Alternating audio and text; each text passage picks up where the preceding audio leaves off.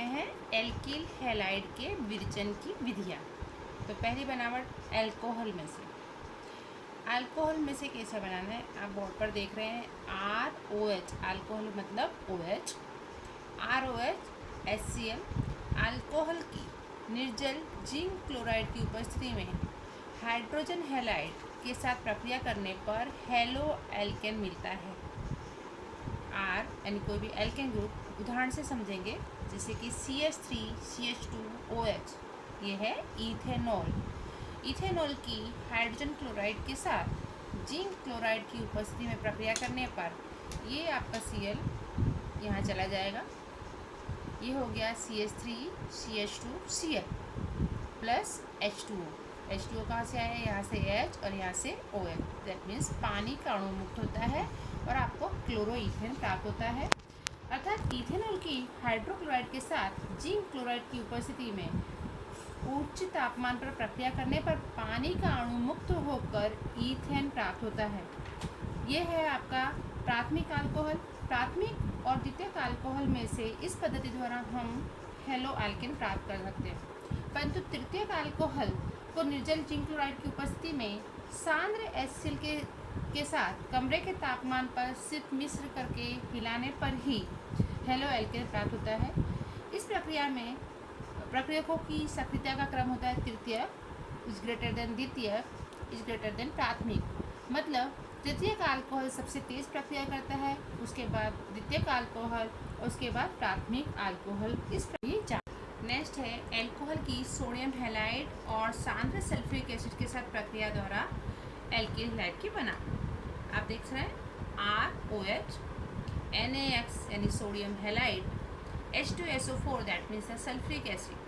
अब यहाँ से ये आपका X R के साथ जुड़ जाता है, ये हो गया RX Na, यहाँ से लिया Na, यहाँ पर एक H SO4, ये बना आपका NaHSO4 सोडियम हाइड्रोजन सल्फेट। बचा क्या है आपके पास, यहाँ पर एक H बचा है और यहाँ पर OH बचा है। OH और H दोनों मिलकर बना देंगे पानी, यानी पानी का अणु यहाँ रोमियो हो रहा है। उदाहरण देखेंगे आप इसका, R की जगह हमने लिया CH3OH। CH3OH का मतलब हो गया मीथेनॉल।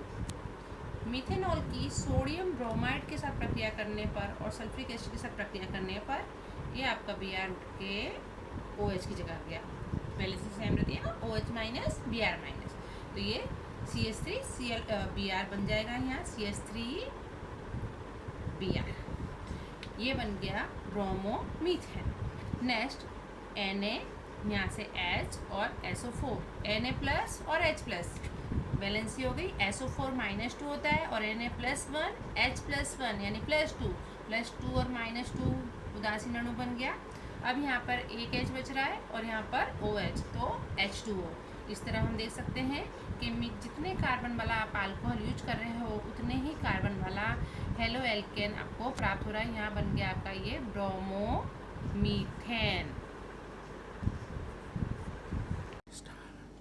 नेक्स्ट है अल्कोहल की फॉस्फोरस हैलाइड के साथ प्रक्रिया द्वारा हेलो एल्केन की बना।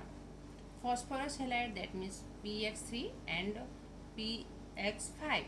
तो PX3 के द्वारा हम देखें अगर, तो यहाँ पर हमने, आप ये देखिए ROH अल्कोहल, इसकी फॉस्फोरस ट्राई हैलाइड के साथ प्रक्रिया कर रहे हैं, तो आपका ये X इसके साथ जुड़ रहा है, RX हो गया। अब यहाँ देखेंगे X कितने 3 है, इसलिए हमने यहाँ 3 लिखा, यहाँ 3 लिखा है तो आपको यहाँ भी 3 लिखना पड़ेगा। 3RX 3 मोल हेलो एल्केन मिला। यहाँ पर हमने 3 लिखा है, यहाँ पर आपके पास बचे हैं 3 हाइड्रोजन, 3 ऑक्सीजन और 1 फॉस्फोरस। यहाँ पर आपको मिल जाएगा H3PO3, इसका नाम है फॉस्फोरस अम्ल। ये क्वेश्चन MCQ में भी पूछा जाता है कि अल्कोहल की फॉस्फोरस ट्राइहैलाइड के साथ प्रक्रिया करने पर निम्न में से कौन सा अम्ल मुक्त होता है। दैट मीन्स फॉस्फोरस अम्ल H3PO3 मुक्त होता है। इसका एग्जाम्पल देखेंगे, CH3OH सेम रिएक्शन, PCl3 के साथ रिएक्शन कर रहे हो, आपको मिल रहा है क्लोरोमीथेन। जितने कार्बन वाला आप अल्कोहल यूज कर रहे हो उतने ही कार्बन वाला आपको एल्केन प्राप्त हो रहा है, हेलो एल्केन प्राप्त हो रहा है। अब हम प्रक्रिया करते हैं फॉस्फोरस पेंटा हैलाइड यानी पेंटाक्लोराइड के साथ। यहाँ पर हमने लिया ROH, आपका एक Cl इसके साथ गया RCl। अब इसके पास बचे 4 Cl, यहाँ से OH दूर हुआ है, इस H को इसके एक Cl के साथ ले रहे हैं HCl। अभी भी आपके पास फॉस्फोरस बच रहा है, यहाँ एक ऑक्सीजन बच रहा है और 3 क्लोरीन बच रहे हैं। फॉस्फोरस ऑक्सो क्लोराइड POCl3 मिल रहा है। इसकी R की जगह एग्जाम्पल लेके देख लो, CH3OH PCl5 CH3Cl POCl3 plus HCl। सब में एल्किल हैलाइड बनाना है, ये चीज़ आपको ध्यान रखनी है। बस प्रक्रिया बहुत इजी है। नेक्स्ट है एल्कोहल की थायनिल क्लोराइड के साथ प्रक्रिया द्वारा एल्किल हैलाइड की बनावट।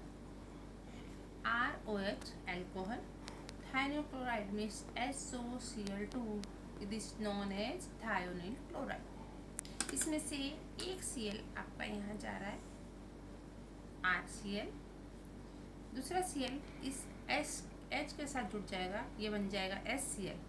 अब आपके पास यहाँ पे बचा है SO और यहाँ पर ऑक्सीजन, ये हो गया SO2 सल्फर डाइऑक्साइड। R की जगह आप मीथेन इथेन कुछ भी रख सकते हैं, तो हमने रखा CH3CH2OH, ये बन गया आपका इथेनॉल। इसकी SOCl2 के साथ प्रक्रिया करेंगे, Cl यहाँ जुड़ा, ये आपको मिल गया chloroethane. Then again same reaction HCl plus SO2। Next है हाइड्रोकार्बन में से हाइड्रोकार्बन दैट मीन्स एल्केन और एल्किन में से एल्किल हैलाइड की बनावट। तो पहले हम देख रहे हैं एल्केनों के मुक्त मूलक हेलोजिनेशन द्वारा या हेलोजनन द्वारा।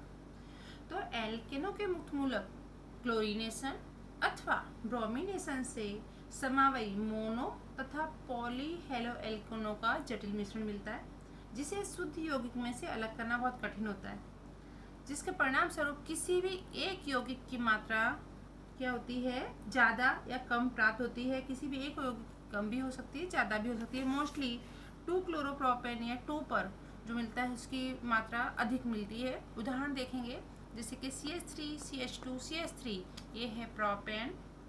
प्रोपेन का क्लोरीनेशन करेंगे तो यहाँ 2 संभावनाएं हैं, 1 क्लोरोप्रोपेन और 2 क्लोरोप्रोपेन। लगभग ये 45% और ये 55% मिलता है, यानी किसी भी एक यौगिक की मात्रा आपको थोड़ी कम मिलती है। एल्किन में से नेक्स्ट पॉइंट है आपका, एल्किन में से एल्केन हैलाइड की विरचन की विधि। तो हाइड्रोजन हैलाइड के संयोजन तथा योगज अभिक्रिया द्वारा आप देख रहे हैं C double bond C, this is the alkene plus HX hydrogen halide. Hydrogen halide का आपका H इधर जाएगा और X इधर जाएगा, ये हो गया आपका CH आ गया, डबल बॉन्ड अपने आप निकल जाएगा। कार्बन की बैलेंस कंप्लीट हो रही है, 1 2 3 एंड 4। तो एक तरफ H जुड़ रहा है, दूसरी तरफ X जुड़ रहा है। अगर हम असम्मित एल्कीन के साथ प्रक्रिया करते हैं तो इस प्रक्रिया का उत्पाद मार्कोनिकोव के नियम का पालन करता है, जैसे कि प्रोपीन असम्मित एल्कीन है। तो CH3 CH double bond CH, इसकी हाइड्रोजन आयोडाइड के साथ प्रक्रिया करने पर आपको 2 उत्पाद मिलते हैं। 2 उत्पाद मिलते हैं जिसमें एक मिल रहा है आपको 1 आयोडो प्रोपेन और दूसरा मिल रहा है 2 आयोडो प्रोपेन। मार्कोनिकोव का नियम 11वीं में था, आपको याद हो तो प्रक्रिया